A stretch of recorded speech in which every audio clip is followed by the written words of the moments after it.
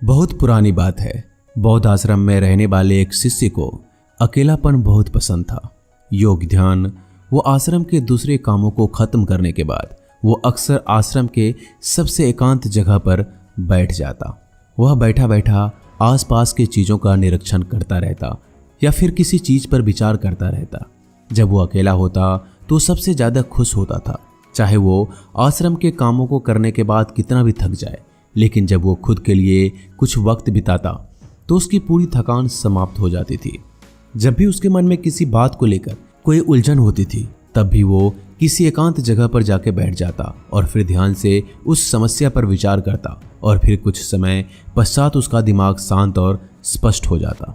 संक्षिप्त में कहें तो एकांत ही उसका सबसे अच्छा मित्र था।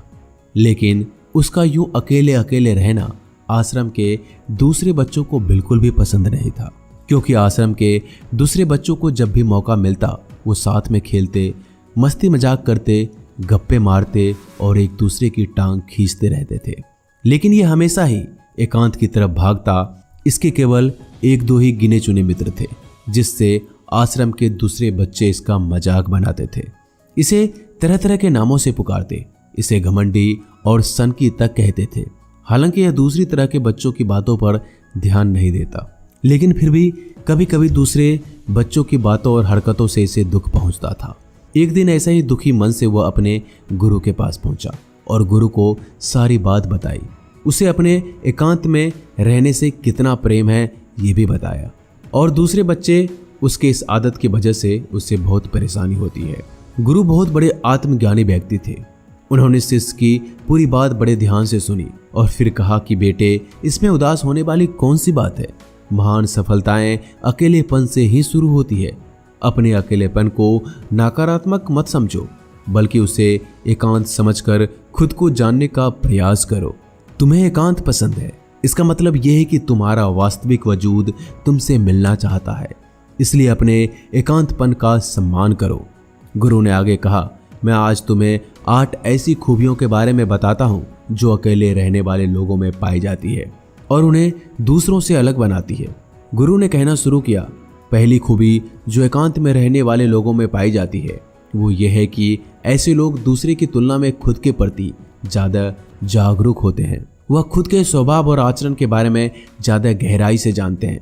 ऐसा इसलिए होता है क्योंकि जब हम अकेले रहते हैं तो हमें खुद के बारे में सोचने का काफ़ी समय मिल जाता है, जिससे हम खुद के व्यवहार अच्छे से समझ पाते हैं। एकांत में रहने वाले लोग खुद की कमजोरी और ताकत को भी अच्छे से जान पाते हैं, जिससे वो दूसरे लोगों की तुलना में किसी भी खराब परिस्थिति का सामना बहुत अच्छे से कर सकते हैं। एकांत में रहने वाले लोगों की दूसरी खूबी यह है कि इनका व्यक्तित्व सबसे अलग, सबसे हटकर होता है। ऐसे लोग जो ज़्यादातर दूसरे लोगों के साथ रहते हैं या अकेले नहीं रह पाते, वो कितना भी कोशिश कर ले, लेकिन जाने अनजाने में ही सही, लेकिन दूसरों की व्यक्तित्व का कुछ हिस्सा उनके अंदर आ ही जाता है, जिससे उनके व्यक्तित्व में वो अनूठापन एवं निरालापन नहीं आ पाता है। उनका व्यक्तित्व कई सारे लोगों के व्यक्तित्व का विसरण होता है, क्योंकि एकांत में रहने वाले लोग अपना ज़्यादातर समय अपने साथ ही बिताते हैं, इसलिए वो दूसरों की बातों और विचारों से बहुत ही कम प्रभावित होते हैं। इनके अपने जीवन को जीने के खुद के बने नियम और कायदे होते हैं, जिनका ये पालन करते हैं। ये किसी से भी आसानी से प्रभावित नहीं होते, इसलिए ऐसे लोगों की शख्सियत सबसे हटकर और सबसे अलग होती है। इसलिए इनके व्यवहार में एक अलग ही निरालापन होता है जो किसी दूसरे व्यक्ति को भी पसंद आ सकता है और नहीं भी। गुरु ने आगे कहा, अकेले रहने वालों की तीसरी खूबी यह है कि ये सकारात्मक सोच वाले लोग होते हैं। देखो, जब बहुत से लोग साथ होते हैं तो वहाँ एक दूसरे से तुलना, जलन, घमंड, लालच जैसे कई विचार अपने आप ही मन में आने लगते हैं और फिर इंसान इन विचारों के बस में आकर उल्टे सीधे काम करने लगता है। हालांकि ऐसा नहीं है कि एकांत में रहने वाले लोगों के मन में ये सब विचार नहीं आते, क्योंकि वो अकेले होते हैं, इसलिए दूसरों से तुलना, जलन, घमंड जैसे विचार उनके मन में दूसरों की तुलना से थोड़े कम आते हैं। साथ ही अकेले रहने की वजह से उनके खुद के बारे में सोचने का ज़्यादा समय मिल पाता है, जिससे वो अपने नकारात्मक विचारों को पहचान कर उन्हें कम कर सकते हैं, जिसके कारण ऐसे एकांत में रहने वाले लोग ज़्यादा सकारात्मक होते हैं। अकेले रहने वाले लोगों की चौथी खासियत यह है कि ये लोग ज़्यादा अंधविश्वासी और आत्मनिर्भर होते हैं। क्योंकि अकेले रहने वाले लोगों को अपने ज्यादातर काम खुद ही करने होते हैं, इसलिए ये दूसरों की तुलना में ज्यादा आत्मनिर्भर होते हैं। साथ ही ऐसे लोगों को दूसरों का काम पसंद नहीं आता, ये अपना काम खुद करने पर ही भरोसा करते हैं। साथ ही ये लोग कोशिश भी करते हैं कि दूसरों से कम सहायता लेनी पड़े, क्योंकि ऐसे लोग आत्मनिर्भर और अपने काम को लेकर स्पष्ट होते हैं। इसलिए ऐसे लोग अनुशासित भी होते हैं। ये अपने समय की कद्र करते हैं और दूसरों का समय बर्बाद भी नहीं करते। अकेले होने की वजह से ऐसे लोग एक निश्चित दिनचर्या का पालन करते हैं, जिनसे ये लोग ज्यादा व्यवस्थित होते हैं और ये भी इनके अनुशासित होने का एक कारण है। गुरु ने आगे कहा, अकेले रहने वाले लोगों की पांचवी खासियत ये है कि ये लोग किसी भी चीज के बारे में बड़े ही गहराई से सोचते हैं। किसी भी चीज के बारे में बड़े ही बारीकी से और गहराई में जाकर सोचना अकेले रहने वाले लोगों की सबसे बड़ी खासियत है। इसलिए जितने भी लेखक, कवि और बड़े बड़े काव्यों के रचयिता हुए हैं, उन सभी को एकांत में रहना पसंद था, क्योंकि जब कोई व्यक्ति एकांत में होता है तो अपने अंदर की आवाज सुन पाता है। जितने भी आविष्कार हुए हैं उन सब का शुरुआत एक एकांत में हुआ है, क्योंकि एकांत में रहकर ही किसी भी चीज के बारे में बड़ी ही बारीकी से सोचा और समझा जा सकता है। छठी खासियत, अकेले रहने वाले लोग बहुत ही कलात्मक होते हैं, क्योंकि अकेले रहने वाले व्यक्ति किसी भी चीज के बारे में बहुत ही गहराई से सोच सकते हैं। इसलिए ऐसे लोग बहुत कलात्मक होते हैं। साथ ही अकेले रहने की वजह से इनके पास बहुत ही ज़्यादा समय होता है और ये ज़्यादा देर तक अपने काम में ध्यान केंद्रित करने में सक्षम होते हैं, जिस कारण से इन लोगों की जिस भी काम में रुचि होती है, ये लोग उस काम में बहुत आगे जा सकते हैं, क्योंकि इनके आसपास इनके ध्यान को बांटने वाला कोई नहीं होता। इसलिए ये जब तक चाहे अपने काम में खोए रह सकते हैं और यही कारण है कि ऐसे लोग बहुत ही रचनात्मक और कलात्मक होते हैं। दुनिया में जितने भी महान उन्नति करने वाले लोग हैं, उनमें से ज़्यादातर लोग ऐसे हैं जो एकांत में रहना पसंद करते हैं, क्योंकि एकांत ही सृजन का स्रोत है, एकांत में उन्नति है, एकांत में ध्यान है।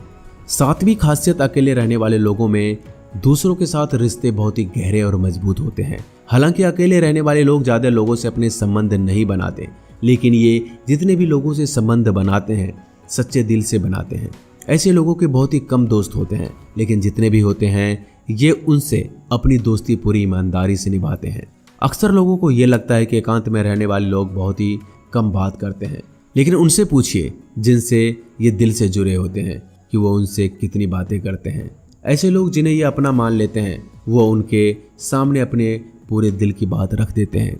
अकेले रहने वाले लोग बहुत ही कम लोगों के साथ संबंध तो रखते हैं, लेकिन जरूरत पड़ने पर वो अपनी तरफ से पूरी मदद करने के लिए भी तैयार रहते हैं।